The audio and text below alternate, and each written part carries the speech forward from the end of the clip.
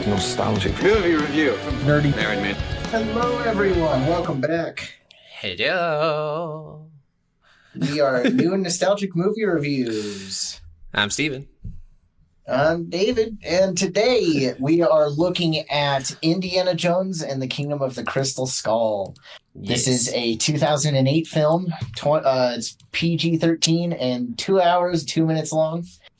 The synopsis is, in 1957, Indiana Jones becomes entangled in a Soviet plot to uncover the secret behind mysterious artifacts known as the Crystal Skulls. This movie, of course, is starring Harrison Ford. It also has Cate Blanchett, Shia LaBeouf, Karen Allen, Ray Winstone, John Hurt, and Jim Broadbent. Those are pretty much the main cast there.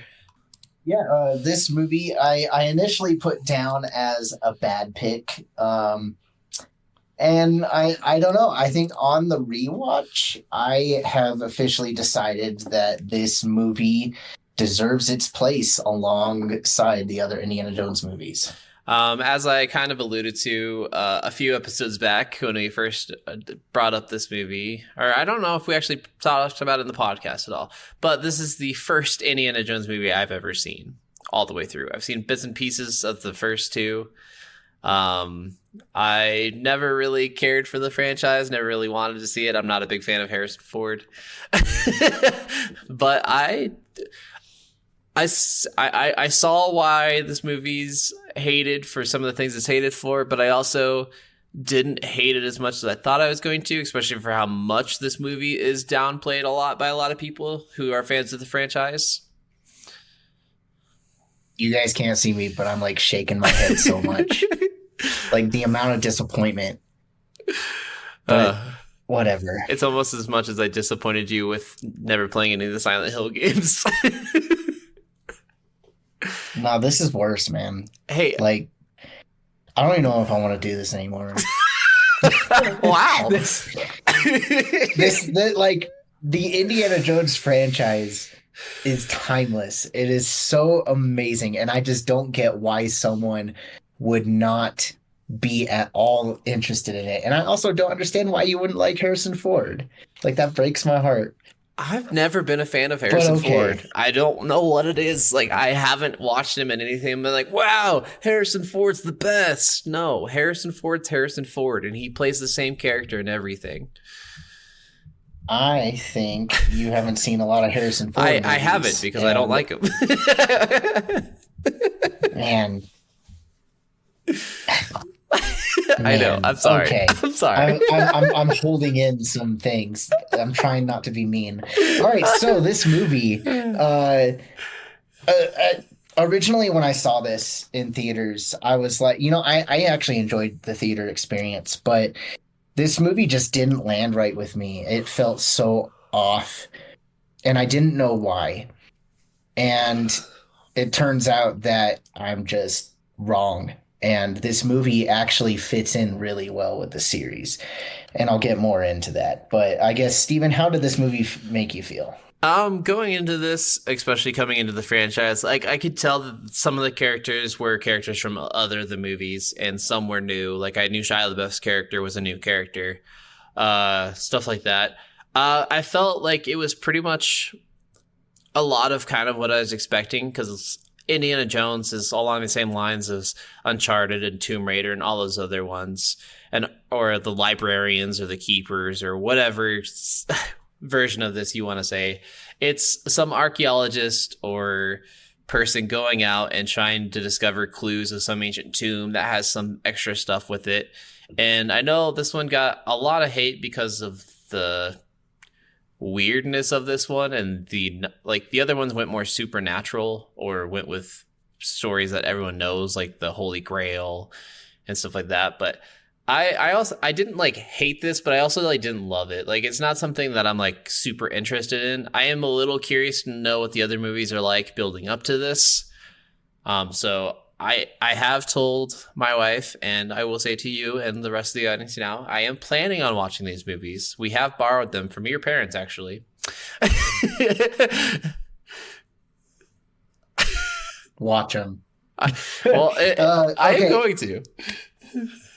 So, yeah, and I guess to kind of go off of Steven, like this movie is not perfect. There are definitely some flaws and cracks in it, but I think it is better than what the popular opinion is saying. And I mean, a lot of people said that this movie is too supernatural or too out there. Yeah. You know, like they weren't fans of the whole aliens thing. And I just have to rebut that if you don't think Indiana Jones is not that much in the supernatural, then you really haven't paid attention to his stories. Yeah, he's an archaeologist, and they try to bring a little bit more realism into the world. But I'd like to point two times where there are alien-like supernatural stories are in the video games. There's The Fate of Atlantis, and my favorite Indiana Jones game ever. And my brother and sister and we used to play this. It was the Infernal Machine on PC. And these games, I mean, they had aliens and they dealt with supernatural, but a lot of his stories do, even like Raiders of the Lost Ark and The Last Crusade are supernatural, but in a different way. It's more of, you know, on the religious side of things. And then there's also the supernatural wonder of the Temple of Doom, where there's all of that like Kali Ma stuff. And oh yeah, I think fans are just finding crap to complain about, and they don't have any logic behind it. Most people are upset because of the effects of the movie, and I just argue that yeah, some of the effects are probably poor. And some scenes don't fit well, but I think in general this movie is much better than people say. I think there are some. Sorry. No, you're good. You're good. I think there's a lot of really cool puzzles and riddles in this movie. I think that the alien thing, I actually think the aliens and the aliens being behind all this was actually like really interesting. And even the stuff with talking about like El Dorado and stuff like that, that's like actually like a big significant story that a lot of people have wondered about. And that's something an archaeologist would seek after. Aliens is not that far fetched from everything else. Like you have Nazis and stuff that want to be eternal beings, like in some of these movies. Yeah. Like this isn't that far from that. Well, and another thing that fans complain about are, you know, this is getting a little spoiler territory, but if you haven't heard about this, then you live under a rock. But a lot of people, like their biggest complaint, and it was even talked about on Mythbusters, was the nuking the fridge scene. Yeah. How Indiana Jones survives crashing that fridge, which, of course, no one would survive that. Like, who are you kidding me? But if you look at all of the other Indiana Jones movies, like him surviving a fridge crashing into the ground after a lead-lined fridge after a bomb going off isn't the craziest thing he's survived in this series. So I think it's a little like it's dumb. Like I agree. I always make fun of that scene, but I'm like, you know what? It fits the tone of the series. Well, and it really does to me, because like a lot of the things that I remember from like bits and pieces I've seen of the other franchise was like the way of thinking that like Fast and the Furious fans have. Like people who hate Fast and the Furious are also people that dig in this movie so much. They're like, oh, but this isn't realistic and this is ridiculous. Like this movie never claimed to be realistic. This movie is talking about aliens. It's talking about the Holy Grail. It's talking about religions and gods existing and all of these crazy things happening and him being able to survive a nuke. Like, when has this ever been real? Exactly. And I guess to kind of diverge a little bit, before we move on to spoiler territory, I just want to bring up Harrison Ford one more time. He is perfectly cast. He is Indiana Jones, and he owns every scene. And I can't tell you how excited I was when I saw this in theaters, and there's the reveal of Indy. He steps out of this truck, and all you see is his hat and his foot on the ground. Then you see his shadow putting on the hat, and it's perfect. It's Indiana Jones. Like, that's hype right there. Yeah. You know? It's for a character so beloved, he just does it so well. Agreed. I definitely feel like he fits that role really, really well, whether I personally like him or not, or think it's the greatest character or whatever. I do 100% agree that Harrison Ford plays this character extremely well. And I could really, like, honestly, I see him in like a Tomb Raider movie or Uncharted movie. Like, I honestly don't know why all three of them haven't crossed over at one point, because it's just kind of ridiculous. I love how you keep bringing up Tomb Raider and Uncharted, which, I mean, are very similar characters. And I mean, Indy came first, just saying. He came out before those two. So if anything, they're copying him. Yeah, but I didn't grow up with Indy. I grew up with Tomb Raider. Sounds like you grew up under a rock. Partially, yeah. You know this. But yeah, I guess, do you have anything else to say before we move on? No, I think I'm pretty much ready to get into the nitty-gritty of it all. All right. As always, before we move on, next week we are looking at an original versus remake. We're looking at 1963's The Incredible Journey versus 1993's Homeward Bound. Yes. The Incredible Journey. Yes. Based on a true story. And also based off a book. Yes. So yeah. Now watch that. We'll see you next week. Let's move on to the spoilers of Indiana Jones. Woohoo! All right. Where do you want to start with this? Well, I think I want to talk about another thing from the beginning that people talked about, and it was the questionable CGI. A lot of people complain about not only that fridge scene in the beginning, but there's the prairie dogs or gophers or whatever they are. They're just like, those are so out of place. And I agree. I'm not a huge fan of those. I think it was really dumb.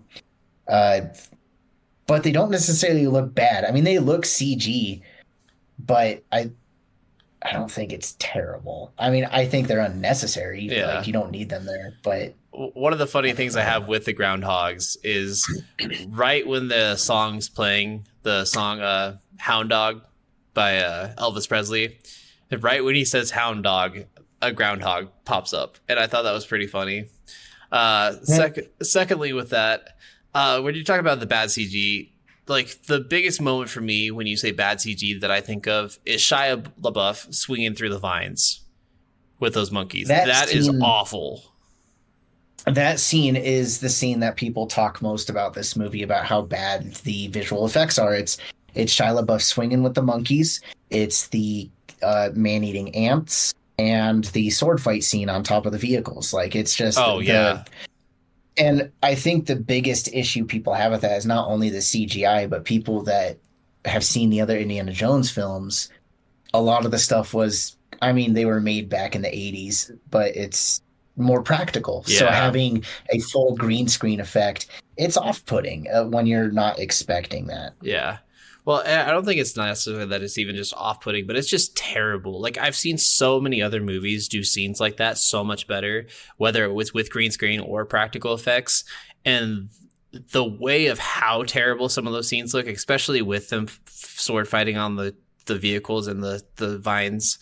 And yeah, like the ants, like you said, like all those scenes are very obviously like, what am I watching? Like, it didn't seem like it was a big budget film. And for something that this was the fourth in a franchise that's an extremely popular franchise that gets beloved a lot, I think it's outrageous that they put it through production with that big of visual ugliness. I personally think take the monkey swinging out of that scene and the scene gets better. I think...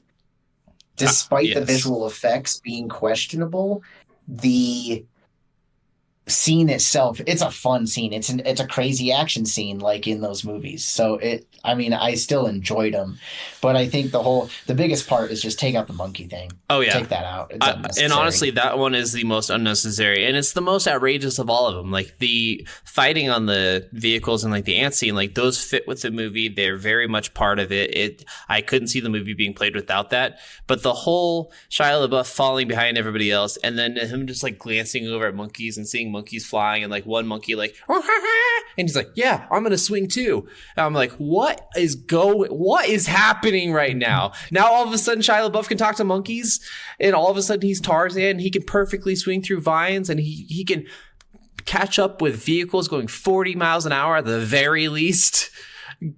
cutting through the jungle. I'm like, this is beyond dumb. Like, this is dumber than anything I've seen in the Fast and the Furious movies. But even those, most of the things are practical. Practical? Most of the effects in Fast and the Furious are all practical effects.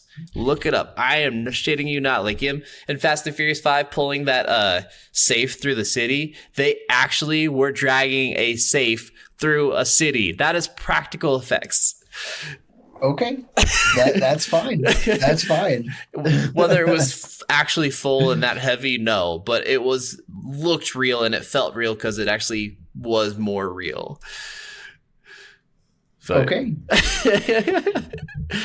So yeah, this movie it kind of starts out with Indy and one of his partners getting taken by the Russians or Soviets to this warehouse in like Area 51, and it's a really great scene because you meet like Cate Blanchett's character, and though her accent was a little off-putting, yes, she rocks that role. I absolutely love her. I didn't even realize it was Cate Blanchett, honestly.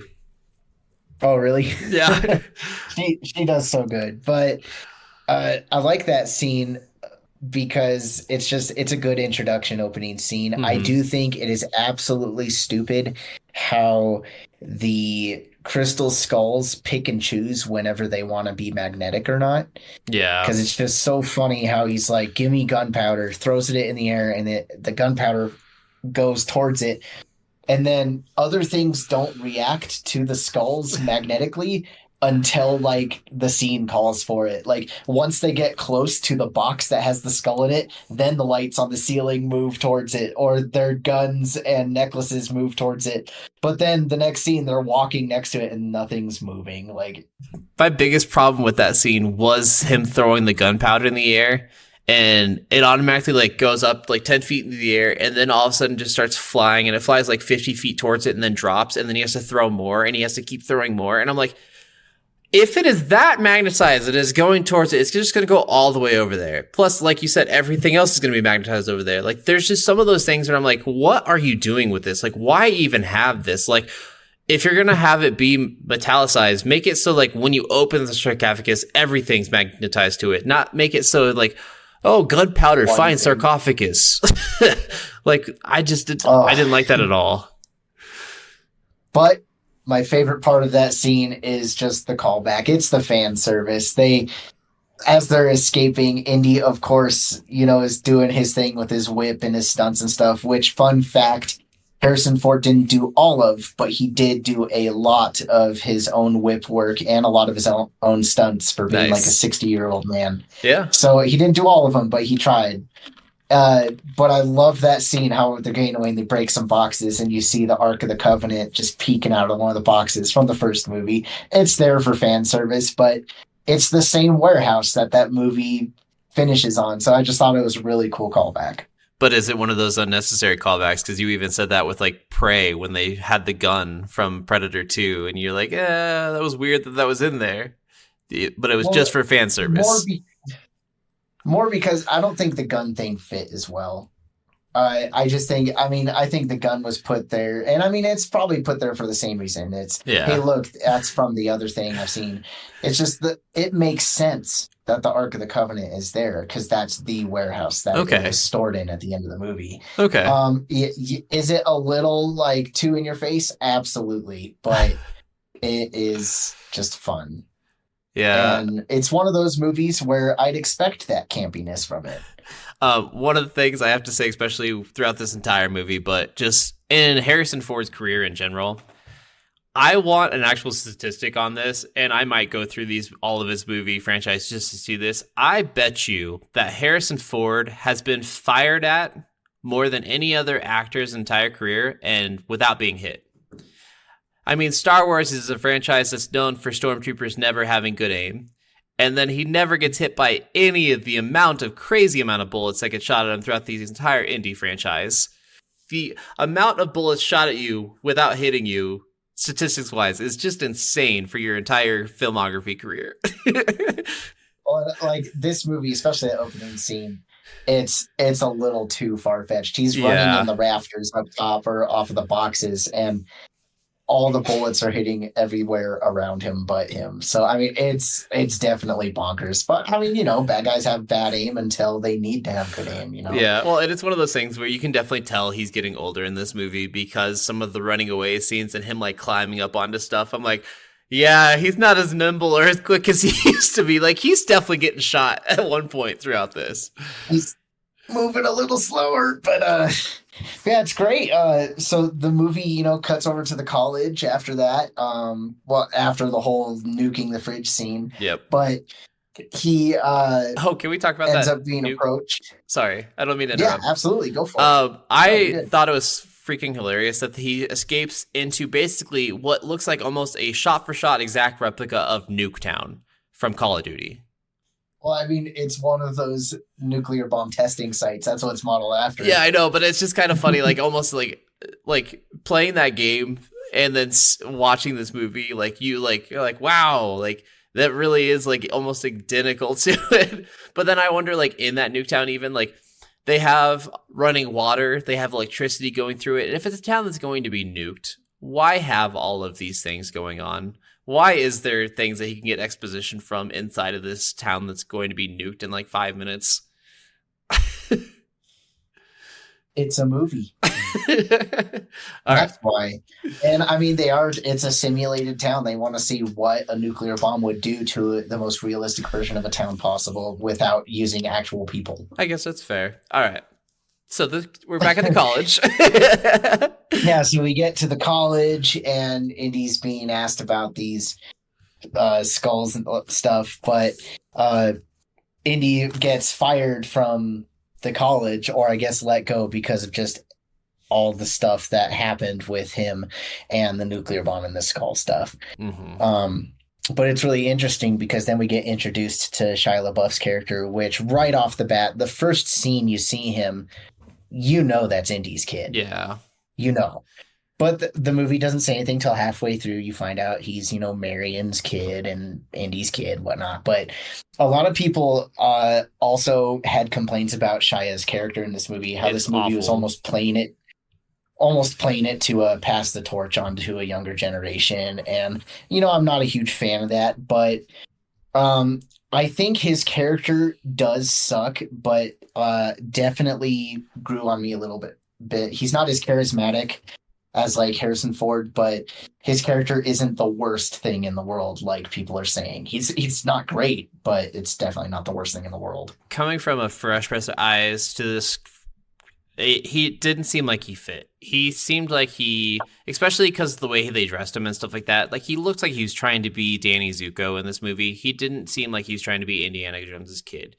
And like there's even he's not trying to be. I know, but like so like he's dressed like a greaser, and like there's even that scene where they're talking at that diner and they're starting to like argue or whatever, and then all of a sudden like they're starting to make jokes, and then a whole gang of greasers, and you can see the background of all the other people in the diner. You don't see anybody else wearing like greaser stuff, and then all of a sudden like a whole gang of people like jump up at him and start going after him, and I was like, what is happening right now? Like these people weren't even in the background of the shot, and then all of a sudden they're surrounding him, and it just seemed like it was for a different, like I don't know if they were trying to do something for the times or something, but I just felt like the way he was dressed compared to everybody else in this movie besides those other people that showed up out of nowhere were just so from Greece, and I couldn't get that out of my head throughout this entire movie. I was like, why are you dressed like this? You don't dress like anybody else in this movie, and it makes no sense. Like, no one else is wearing leather. No one else is wearing jeans. No one else is doing this. Like, what is going on? I think he was dressed appropriately for the time. It's supposed to be 1957, and definitely like the high school jocks and stuff definitely in that scene. The other greasers, they are in the background, but they're not prominent, so you might have not seen them maybe right so away, but they are definitely there. They walk in, but I don't know, I'm not so frustrated with the way he was dressed as his character is. His character is just not an amazing character. He's that young character in every movie that when they work with someone who is remotely older than them, they make fun of them for being old, like old Yeah. man and oh, can you see? Well, and like I don't know, for me, like this is one of my least favorite Shia LaBeouf performances ever. I'm actually a big fan of Shia. I think he gets way more hate than's necessary, and he might not be the greatest person of all time or whatever, but honestly, his work and things is amazing. I love Disturbia. I love Transformers. I love all of his old TV show and Disney Channel movie stuff. I love like most of his stuff, and he's even done a lot of like really big, awesome indie movies where he's gotten a lot like really serious. So I feel like he could play this role really well. I just don't think it was written very well. Yeah, I think his character could have been written a lot better. But as the story goes on, I like some of the dynamic between his character and Indiana. Because, like, when they're going through and following, Ox's trail of clues to lead to the crystal skulls, and they're trying to look for like, basically where the birthplaces of the crystal skulls, where they resonate. But I like all of the different clues and like archaeology stuff that they do. That typical Indiana Jones stuff, but I think they work well together when when they're doing stuff like that. When they're not doing the stupid buddy cop joke thing. And honestly, I think Shia LaBeouf with his mom in the movie, Karen Allen, I think that, or I guess her name's Marion Ravenwood in the movie. But I really love their interactions with each other, and I think like they had good interactions. I just don't think, and maybe it's something where like Shia and Harrison Ford didn't get along or something. But like I just felt like he had better interactions with most of the other characters in this movie, but not Harrison Ford. Besides a couple of times where they were finally working together towards the end. That's fair. I mean, I think it's just that it's his character is not written the greatest, but I think it's one of those. They're not supposed to get along. It's that story between the angsty teenager and the adult going on an adventure together, and they're always going to disagree because it's angsty teenager versus adult. Yeah. But I digress. But yeah, I think some of the campiness with it, like, it could be a little frustrating, but I enjoy it. And I think, it's supposed to be inspired by like fun B movies. And it shows, and I think that's a good thing. Like, it's not trying to be like super realistic or just like a dark drama or something. I think I love the campiness of the film. Most of the time for me, I felt like this was it seemed like it was trying to be a dumb like video game more than a movie. I felt like a lot of the things in this seemed more video gamey than it did movie style for it, and just a lot of the campiness and humor for it. Like when we talk about the sword fight on top of the trucks, there's that part where Shia's got one leg on one truck and another leg on the other truck, and it starts to split apart a little bit.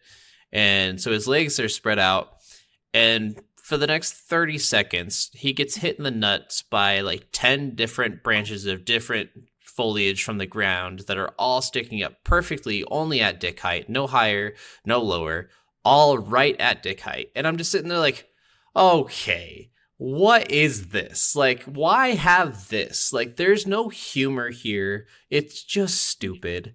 You have some like the worst sounding thunder I've ever heard in a movie, the fakest storms I've ever seen in a movie.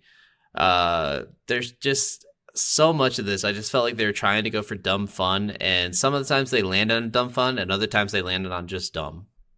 I agree with you as far as the jungle scene. That scene is absolutely ridiculous. I have another example with Shia. There's a time where he's like throwing his switchblade up in the air and like juggling it, and if you watch that scene at all, he catches that blade end two different times, and I'm like, okay, come on. Like, well, you're throwing it and you're missing the actual handle and you're catching it by the blade, but he's never cutting his hands, he's never reacting to it, and I'm like, I can tell that's a fake knife. It's 100% a prop. It is not a real knife. There's no fear to this. It's just dumb. It's badly shot. Like, have him redo that take. Like, do something different. Like, take that out of there. Why do we even need a scene where he's juggling a knife? I think it's a lot of these small decisions that really I can see why a lot of people dog on this movie for. But I can see also where you're coming from, because like big picture, this does feel like an Indiana Jones movie from what I have seen and what I have known of the franchise. Yeah, I think it's fun. Like, I definitely see it for its shortcomings, but I don't know, like it's definitely the worst Indiana Jones of the four movies, but I do think it's received more of a bad rap than it should. And honestly, if the trend of Indiana Jones movies stays the way that it did for the original trilogy, then I'm actually hopeful, because the first movie was received so well. The second movie has fans, but it was, people didn't like it as much. And then the third one came out and they loved it again. So if it's going to keep going with that trajectory, I am looking forward to the next one, because maybe that one will be a lot better. One of the other really dumb scenes for me was that scene where they're on that like boat truck military thing, and she drives it off the cliff onto a tree that lightly puts them down into the water, but then whips right back up and hits somebody else out. Like it had so much like Fast and Furious vibe. Then they survive 3 waterfalls in that thing. 3.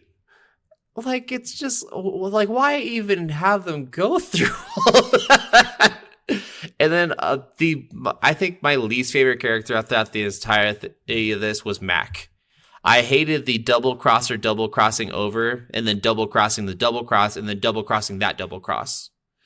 He's a quadruple crosser, guys. Well, seriously, though, well, that's all his character was. His character was awful. I hated his character. Well, and does he do that in the rest of the franchise? Because I'm guessing he's a returning character. No, he's not. He's not? Yeah, he's played off like he's been on adventures with Indiana before, like it's alluded to, but he's not a returning character, and he's not a good character. His character is meant to fill the role of probably like Sala's character from earlier in the franchise, but even then, like, I don't know, this character wasn't really done well. And then I guess I have to ask you, because you know the franchise more than I do, the female interest for him, Shia LaBeouf's mom, do you think that felt forced putting them together in this movie? No, not necessarily. Because I mean, she's from the original movie. Marion. So I mean, this movie's almost playing off to be like a sequel to Raiders. But yeah, I don't feel like it felt forced. And out of all of his female love interests, I think Marion fits in this movie more than the others would, because the others were more of the other female love interests in his other movies felt more like Bond femme fatale characters, James Bond characters, where they're in it to be, there. So I don't know. I feel like Marion's character was fine in this movie. I don't think it was amazing, but I don't feel like it felt forced. For me, what about you?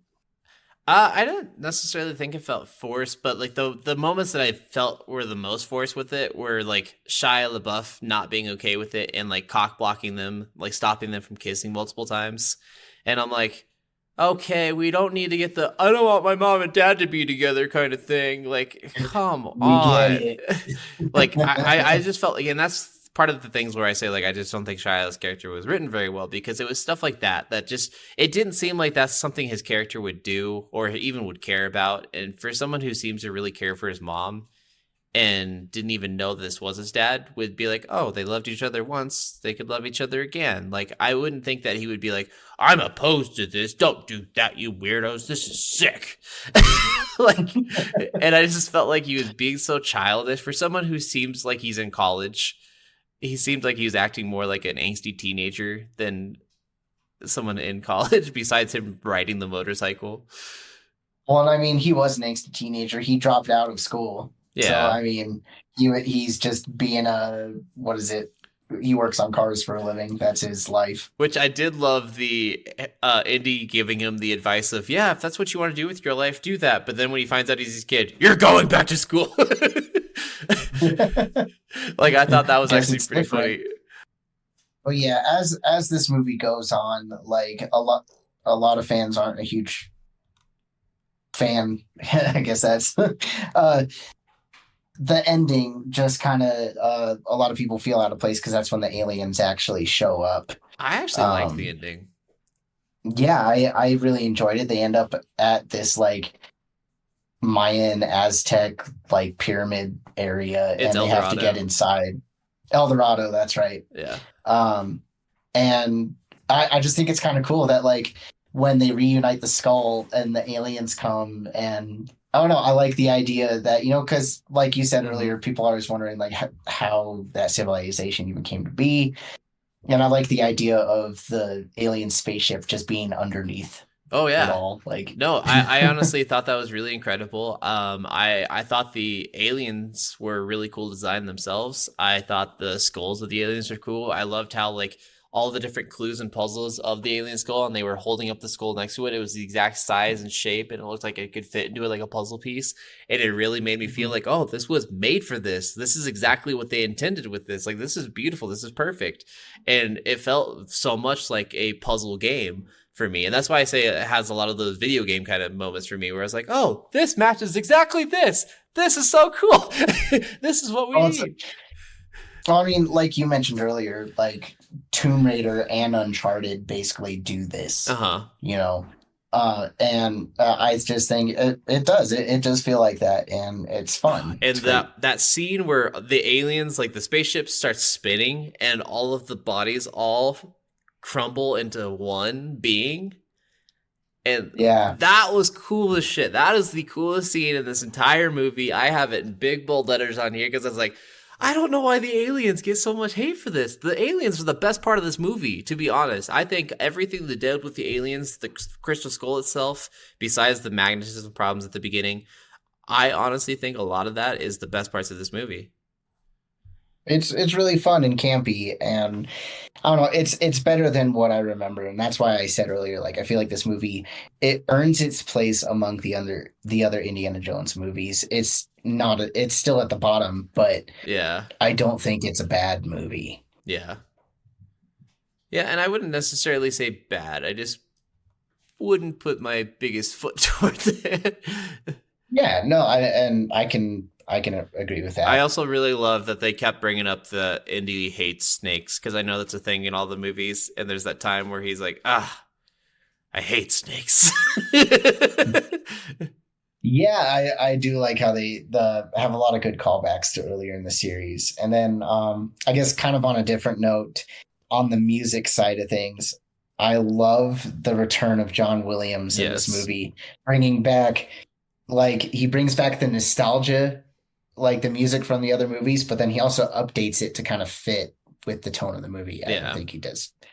Brings his A game like always. No, I love the score for this. John Williams always is amazing. The one of the other thing that I wanted to say is I didn't really like I don't know if all the other ones had like a big important message they wanted to try to get across with like finding the Holy Grail and realizing you didn't want immortality or something like that. But like for this one, I didn't like the knowledge is power, or knowledge was the treasure after all kind of gimmick they had kind of at the end there.